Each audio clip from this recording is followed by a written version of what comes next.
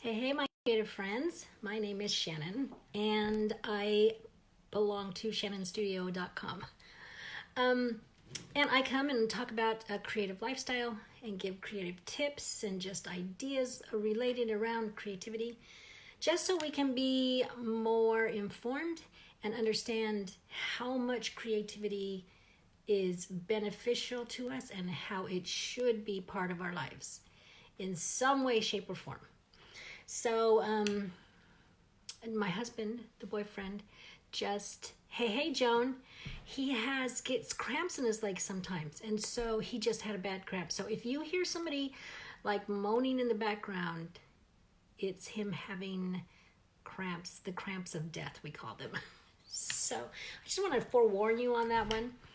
Okay, so tonight we are going to talk about your gut, our guts. So it's interesting, and I didn't know that. I mean, I've heard about trusting your gut and all that. We talk about that. People have talked about that for years. But what I didn't know was this information that I heard in a TED Talk from Ashley Stahl. She says, right now scientists are calling our gut our second brain. Which I just have to, we could use more than one brain sometimes. Okay, right now scientists are calling our gut our second brain, and you've probably heard that the research that suggests that there's more than 200 million neurons in our gut, which is the equivalent size of a cat or dog's brain.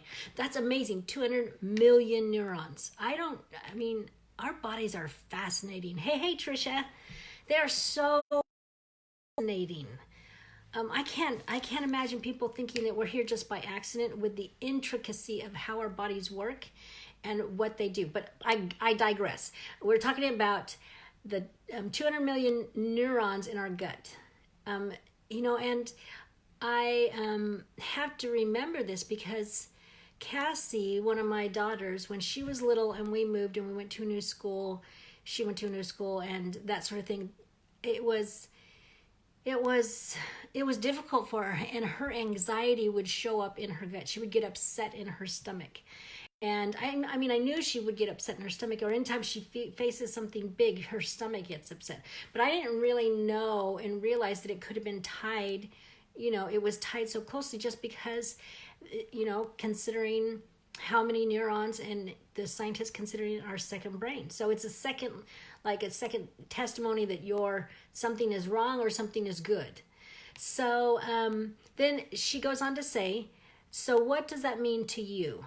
That means if in your nervous system you're feeling some sort of anxiety or disconnect, some nerves, something feels off, to trust it is a messenger, and it is constantly giving you feedback.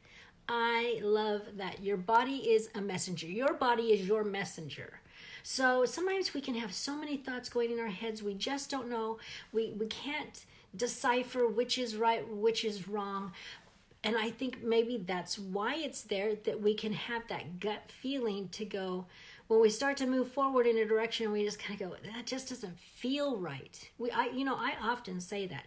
In parenting, I said it a lot. It just doesn't feel right. Or this doesn't, you would go by feel a lot, because something just, you just don't know it all. So, where am I? Here's another quote. From Creative Calling, the book Creative Calling. Our bodies receive billions of bits of information through our senses every second of every day. So we're taking in information that informs that gut feeling. We're taking in things that we aren't necessarily conscious of. He goes on to say that that's why people call it your gut. There is a physical kind of intelligence that can know or simply feel something that your conscious mind does not perceive.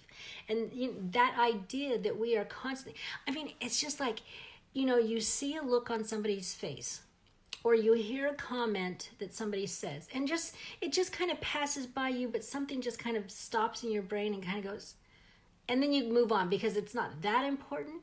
But I think those bits of information are coming to us everywhere, and then starts to tell a story to us, starts to make sense putting the pieces together.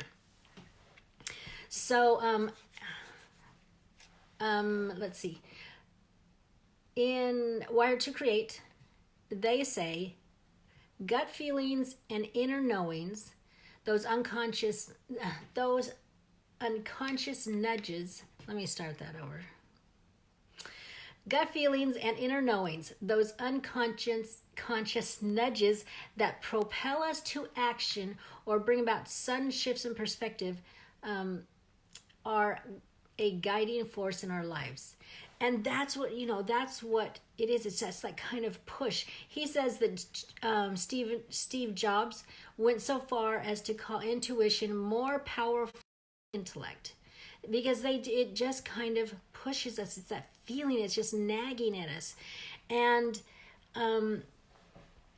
I think that really being creative, well, one of these in the book Creative Calling, they talk about when you're creative, you kind of unleash that. I think when you are creative, regularly creative, it gives you the courage to follow that. It gives, because you're used to uncertainty. You're used to not knowing if something will come out. You've developed all these skills with being creative, meaning, you know the process, that in the middle of it, you don't know if it's going to work. You just kind of put the stroke on or take the stitch, and it can be undone, but know that you just keep going, it's going to come out. So there's just certain things you learn being creative, and knowing that gives us courage to be to follow, be intuitive, and to have confidence in that, because we have confidence every time we take I'm going to say brush stroke. You can apply any kind of measure you want to from being creative, whether it's sewing, it's sculpting, it's glass cutting, it's whatever, wood carving. So every brush stroke you take, you don't know how it's going to turn out, but you're intuitively going, okay, I think this is supposed to be here, or this is supposed to be there. So in that process, we do learn to follow our instincts, and it's just like this revolving kind of circle where creativity informs courage to follow your gut, but you're following your gut happens because creativity is just like this thing that happens, this little back and forth thing. So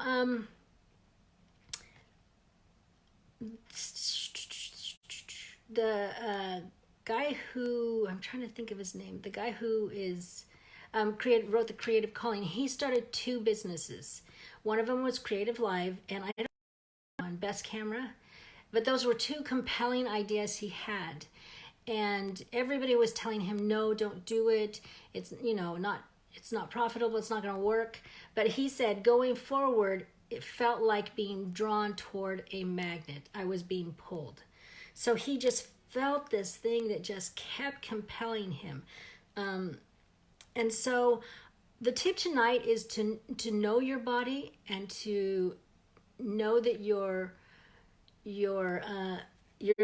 messenger. I mean, your body's trying to tell you something. Follow your gut, trust your gut, those kinds of things. But you have to be able to feel,